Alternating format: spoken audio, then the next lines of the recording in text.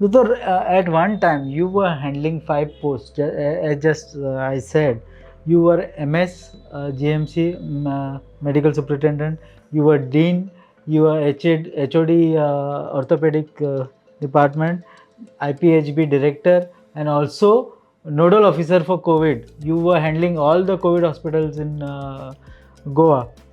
How was the pressure? How could you manage all these things at time?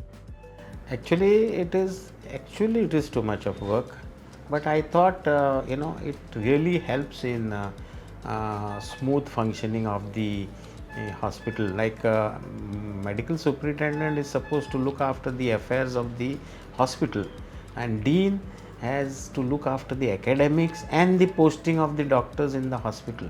So when both these posts were with me, I could really utilize the whole planning, hospital planning, on the dean's office side, and dean's office side used to do posting as per the requirement of the hospital. So I think this combination for almost 6.5 years I did, and it has worked beneficial to the institution.